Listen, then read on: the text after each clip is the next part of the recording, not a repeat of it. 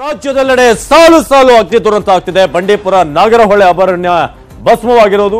ಬೆಂಗಳೂರಿಗೆ ಬೆಂಕಿ ಬಿದ್ರೆ ಏನ್ ಗತಿ?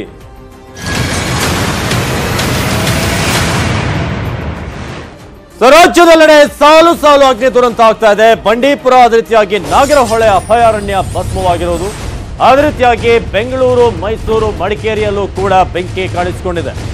ರಾಜ್ಯಾದ್ಯಂತ ಈಗ ಅಗ್ನಿದೇವನ ರುದ್ರನರ್ತನ ಅಂದ್ರೂ ಕೂಡ ತಪ್ಪಾಗ್ಲಿಕ್ಕಿಲ್ಲ.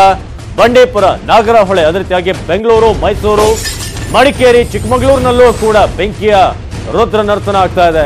ಒಂದು ವೇಳೆ ಬೆಂಗಳೂರಿಗೆ ಬೆಂಕಿ ಬಿದ್ರೆ ಏನ್ ಗತಿ? ಬೆಂಗಳೂರು ಜನ ತಪ್ಪದೆ ನೋಡ್ಲೇಬೇಕಾದಂತ ಒಂದು ಸುದ್ದಿ ಇದು. ಈ ಸುದ್ದಿಯನ್ನ ನೋಡಿದ್ರೆ ನಿಮ್ಮ ಎದೆ ಜಲ್ಲನ್ನುತ್ತೆ. ಒಂದು ವೇಳೆ ರಾಜ್ಯದ ರಾಜಧಾನಿಗೆ ಬೆಂಕಿ ಬಿದ್ದರೆ ಏನಾಗುತ್ತೆ? ನ್ಯೂಸ್ 18 ತನಿಖೆಯಲ್ಲಿ ಈ ಬೆಂಕಿ ಅಂತ ಸತ್ಯ ಬಯಲಾಗಿದೆ.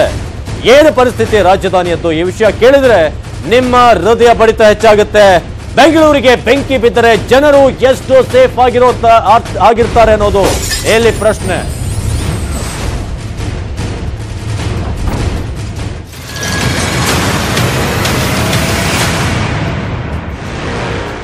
ಬೆಂಗಳೂರಿಗೆ ಬೆಂಕಿ ಬಿದ್ದರೆ ಆರಿಸೋದು ಕಷ್ಟ. ಬೆಂಗಳೂರಿನ ಸುತ್ತಮುತ್ತ ಇದೆ ಅಪಾರವಾದಂತ ಕಾಡು.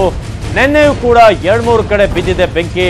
ಹಾಗಾದ್ರೆ ಬೆಂಗಳೂರಿಗೆ ಬೆಂಕಿ ಬಿದ್ದರೆ ಏನು ಮಾಡೋಕ್ಕಾಗತ್ತೆ? ಏನೇನು ಆಪ್ಷನ್ ಇದೆ? ಎಷ್ಟು ಫೆಸಿಲಿಟಿಗಳಿದಾವೆ ಅನ್ನೋದು. ನಿನ್ನೆ ಅಷ್ಟೇ 2 ಕಡೆ ಬೆಂಗಳೂರಿನ ಹೊರವಲಯದಲ್ಲಿ ಬೆಂಕಿ ಬಿದ್ದಿದೆ. ನಗರದೊಳಗೂ ಕೂಡ ಬೆಂಕಿ ಬೀಳೋದಿಲ್ಲ ಅಂತ ಹೇಳಲಿಕ್ಕೆ ಸಾಧ್ಯವಿಲ್ಲ.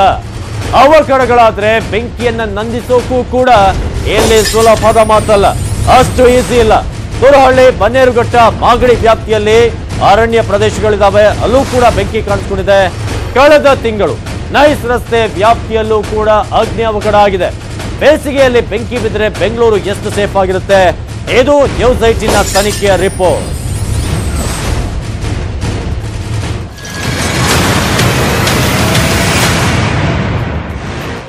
ಒಂದು ವೇಳೆ ಬೆಂಗಳೂರಿಗೆ ಬೆಂಕಿ ಬಿದ್ದರೆ ಆರಿಸೋಕೆ ನೀರಿಲ್ಲ. ನೀರಿದ್ರೂ ಕೂಡ ಅದು ಆನೆಯ ಹೊಟ್ಟೆಗೆ ಮಜ್ಜಿಗೆಯನ್ನ ಕೊಟ್ಟಂತೆ. ಆ ರೀತಿಯಾದಂತಹ ಪರಿಸ್ಥಿತಿ. ಬೆಂಕಿ ನಂದಿಸೋದಕ್ಕೆ ಸಾಕಷ್ಟು ನೀರಿನ ಕೊರತೆ ಇದೆ. ಒಂದು ವೇಳೆ ಅಲ್ಲಿ ಬೆಂಕಿ ನಂದಿಸುವಂತಹ ಪ್ರಯತ್ನ ಆದರೂ ಕೂಡ ಆನೆಯ ಹೊಟ್ಟೆಗೆ 1 ಲೋಟ ಮಜ್ಜಿಗೆ ಕೊಟ್ಟ ಹಾಗಾಗುತ್ತೆ. ಆ ರೀತಿಯಾದಂತಹ ಪರಿಸ್ಥಿತಿ. ಅಗ್ನಿಶಾಮಕ ಇಲಾಖೆಗೆ ನೀರಿನಂತೆ ದೊಡ್ಡ ಸಮಸ್ಯೆ ಇದೆ. ಬೆಂಕಿ ನಂದಿಸೋಕೆ ಬೇಕಾದಷ್ಟು ನೀರಲ್ಲಿ ಲಭ್ಯವಾಗಿಲ್ಲ. ಫಸ್ಟ್ ಆಫ್ ಆಲ್ ಕುಡಿಯೋದಕ್ಕೆ ಶಾರ್ಟೇಜ್ ಇದೆ. ನಿತ್ಯ ಬರುವಂತ ಜನರ ಫೋನ್ ಅನ್ನ ರಿಸೀವ್ ಮಾಡ್ತಾ ಇಲ್ಲ. ಆ ರೀತಿಯಾದಂತಹ ಪರಿಸ್ಥಿತಿಯಲ್ಲಿ ನಿರ್ಮಾಣವಾಗಿರೋದು. ಬೆಂಗಳೂರಿನಲ್ಲಿ ನಿತ್ಯ 5-6 ಕಡೆ ಅಗ್ನಿ ದುರಂತ ಆಗ್ತಾನೆ ಇರುತ್ತೆ. ಆದ್ರೆ ಬೆಂಕಿ ನಂದಿಸೋಕೆ ನೀರಿನ ಸೌಲಭ್ಯ ಇಲ್ಲ, ನೀರಿನ ವ್ಯವಸ್ಥೆ ಇಲ್ಲ, ನೀರು ಸಂಗ್ರಹಕ್ಕೂ ಕೂಡ ಸರಿಯಾದಂತಹ ವ್ಯವಸ್ಥೆ ಇಲ್ಲ. ಹಾಗಾಗಿ ರಾಜಧಾನಿಯಲ್ಲಿ ಅಗ್ನಿ ಅವಘಡಗಳಾದ್ರೆ ಅದಕ್ಕೆ ಸೂಕ್ತವಾದಂತಹ ಯಾವುದೇ ಫೆಸಿಲಿಟಿಗಳು ಇಲ್ಲದೆ ಇರೋದೇ ಈಗ ನಿಜವಾದಂತಹ ಸತ್ಯ. ಬೆಂಗಳೂರಿನಲ್ಲಿ ನಿತ್ಯ 5-6 ಕಡೆ ಅಗ್ನಿ ದುರಂತಗಳಾಗ್ತಾ ಇರುತ್ತೆ. ಆದ್ರೆ ಅದನ್ನು ನಂದಿಸೋಕೆ ನೀರೇ ಇಲ್ಲ.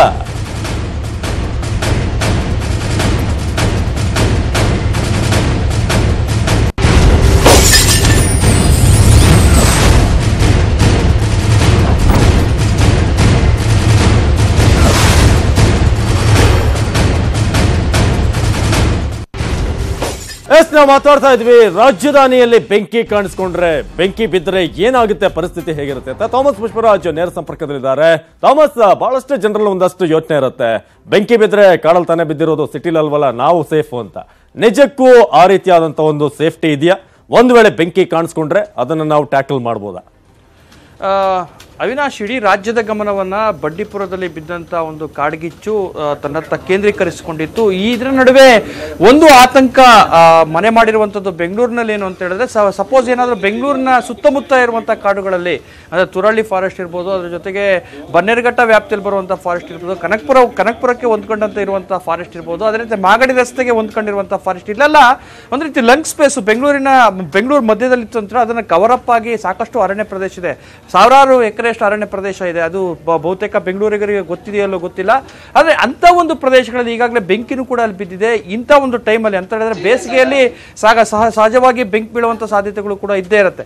ಅಂತ ಒಂದು ಟೈಮ್ನಲ್ಲಿ ಏನಾದರೂ ಬೆಂಕಿ ಆಗಿದ್ದೇ ಆದಲ್ಲಿ ಅದನ್ನು ನಂದಿಸೋದಕ್ಕೆ ಬೇಕಾದಂತ ವ್ಯವಸ್ಥೆಗಳು ಬೆಂಗಳೂರಿನಲ್ಲಿ ಇದೆಯಾ ಅನ್ನುವಂಥ ಪ್ರಶ್ನೆಯನ್ನು ಮುಂದಿಟ್ಕೊಂಡು ಒಂದು ರಿಯಾಲಿಟಿ ಚೆಕ್ಗೆ ನಾವು ಮುಂದಾದಂಥ ಟೈಮಲ್ಲಿ ನಿಜಕ್ಕೂ ಕೂಡ ಆತಂಕಕಾರಿಯಾದಂಥ ಅಂಶಗಳು ಹೊರಬಿದ್ದವು. ಯಾಕಂತ ಹೇಳಿದ್ರೆ ಅಗ್ನಿಶಾಮಕ ಪ್ರಮುಖವಾಗಿ ಬೆಂಕಿ ಬಿದ್ದಂಥ ಟೈಮಲ್ಲಿ ನಾವು ಮೊರೆ ಹೋಗುವಂಥದ್ದೇ ಅಗ್ನಿಶಾಮಕ ಇಲಾಖೆಗೆ. ಆದ್ರೆ ಅಗ್ನಿಶಾಮಕ ಇಲಾಖೆಯಲ್ಲಿ ಇರುವಂತ ಸದ್ಯದ ಮಟ್ಟಿನ ಸಂಪನ್ಮೂಲವನ್ನ, ಸದ್ಯದ ಮಟ್ಟಿಗೆ ವ್ಯವಸ್ಥೆ ನೋಡಿದಾಗ ನೀರು ಅನ್ನುವಂಥದ್ದು ಅಲ್ಲಿ ತುಂಬಾ ತೀವ್ರ ಕೊರತೆಯ ವಸ್ತುವಾಗಿ ಕಾಡ್ತಾ ಇದೆ. ಯಾಕಂದ್ರೆ ಬೆಂಗಳೂರಿನಲ್ಲಿ ಜಲಮೂಲಗಳೆಲ್ಲ ಇರುವಂತ ಕೆರೆಗಳು ಸಂಪೂರ್ಣವಾಗಿ ಬತ್ತೋಗಿದೆ. ಬೋರ್ವೆಲ್ ಅನ್ನ ಸಾವಿರಾರು ಅಡಿಗಳಷ್ಟು ಕೆಳಗಡೆ ತೋಡಿದ್ರು ಕೂಡ ನೀರು ಬರ್ತಾ ಇಲ್ಲ. ಅಂದ್ರೆ ನೀರಿನ ಮೂಲಗಳೇ ಸಂಪೂರ್ಣ ಬತ್ತೋಗಿರುವಂತ ಟೈಮಲ್ಲಿ ಇಂಥ ದೊಡ್ಡ ಮಟ್ಟದ ಸಮಸ್ಯೆಯನ್ನ ಅಗ್ನಿಶಾಮಕ ಇಲಾಖೆ ಎದುರಿಸ್ತಾ ಇದೆ. ಇದಕ್ಕೆ ಸಂಬಂಧಪಟ್ಟಂತೆ ಯಾವ ಬಂಡೀಪುರ ಅರಣ್ಯದಲ್ಲಿ ಬೆಂಕಿ ಬಿತ್ತೋ ಒಂದು ತುರ್ತು ಸಭೆಯನ್ನು ಕೂಡ ಎಡಿಜಿಪಿಯ ಮುಖ್ಯಸ್ಥರಾಗಿರುವಂತಹ MN ರೆಡ್ಡಿ ಅವರು ಕರೀತಾರೆ. ಮೊನ್ನೆ ಕರೆದಂತ ಟೈಮಲ್ಲಿ ಬೆಂಗಳೂರಿನಲ್ಲಿ ಬೇಸಿಗೆಯಲ್ಲಿ ಸಹಜವಾಗಿ ಈಗಾಗಲೇ ದಿನಂಪ್ರತಿ ಅಗ್ನಿಶಾಮಕ ಇಲಾಖೆ ಹೇಳುವಂತ ಪ್ರಕಾರ 2 ರಿಂದ 3 ಫೈರ್ ಇನ್ಸಿಡೆಂಟ್ಗಳು ನಮಗೆ ಬರ್ತಾ ಇದಾವೆ. ನಾವು ಓದಂತ ಟೈಮಲ್ಲೂ ಕೂಡ ಒಂದು ಫೈರ್ ಕೂಡ ನಮಗೆ ಆಗಿತ್ತು. ಆ ಫೈರ್ನ ಒಂದು ಅನುಭವನೂ ಕೂಡ ಆಗಿತ್ತು. ಅಂತ ಒಂದು ಸಂದರ್ಭದಲ್ಲಿ ಇದ್ದಂತಹ ನೀರಿನ ಅಂತ ತೀವ್ರ ಅಭಾವದ ನಡುವೆಯೇ ಒಂದಷ್ಟು ನೀರನ್ನು ಇಟ್ಕೊಂಡು ಅದನ್ನ ನಂದಿಸುವಂತ ಕೆಲಸ ನಡೀತಾ ಇತ್ತು. ಆ ಟೈಮಲ್ಲಿ ನಾವು ಅಗ್ನಿಶಾಮಕ ಇಲಾಖೆ ಸಿಬ್ಬಂದಿಗಳನ್ನು ಕೇಳಿದ ಟೈಮಲ್ಲಿ ತುಂಬಾ ಸ್ಕೇರ್ಸಿಟಿ ಇದೆ ಸರ್, ನೀರು ಎಲ್ಲೂ ಕೂಡ ಸಿಗ್ತಾ ಇಲ್ಲ, ದೂರದಿಂದ ತರಬೇಕು, ಹೋಗುವಂತ ಸ್ಥಳದಲ್ಲೂ ಕೂಡ ನೀರಿಲ್ಲದೆ ನಾವು ಸಾಕಷ್ಟು ತೊಂದರೆ ಅನುಭವಿಸ್ತೀವಿ ಅಂತ ಮಾತು ಹೇಳ್ತಾರೆ. ಹಾಗಾಗಿ ತುಂಬಾ ಆತಂಕಕರವಾದ ವಿಷಯ. ಹಾಗಾಗಿ ಎಲ್ಲೋ ಒಂದ್ ಕಡೆ ಈ ನೀರನ್ನ ಹಿಡಿದಿಟ್ಕೊಳ್ಳುವಂತ, ನೀರನ್ನ ಸಂಗ್ರಹಿಸುವಂತ ಕೆಲಸ ಆಗದೆ ಹೋದಲ್ಲಿ ಬಹುಶಃ ಬೆಂಗಳೂರಿನ ಸುತ್ತಮುತ್ತ ಬೆಂಕಿ ಬಂದ್ರೆ ಯಾವ ರೀತಿ ಬೇಸಿಗೆಯಲ್ಲಿ ಇನ್ನೂ ಹೆಚ್ಚಿನ ರೀತಿಯಲ್ಲಿ ಟೆಂಪರೇಚರ್ ಜಾಸ್ತಿ ಆಗೋದ್ರಿಂದ ಬೆಂಕಿ ಬೀಳುವಂತ ಸಾಧ್ಯತೆಗಳು ಇದೆ. ಇಂಥ ಒಂದು ಸನ್ನಿವೇಶವನ್ನ ಯಾವ ರೀತಿ ಎದುರಿಸಬೇಕು ಅನ್ನುವಂಥದ್ದು ದೊಡ್ಡ ಮಟ್ಟದ ಪ್ರಶ್ನೆಯಾಗಿ ಇವತ್ತು ಕಾಡ್ತಾ ಇದೆ. ಅವಿನಾಶ್, ಧನ್ಯವಾದ ಮಾಹಿತಿಗಾಗಿ ಥಾಮಸ್.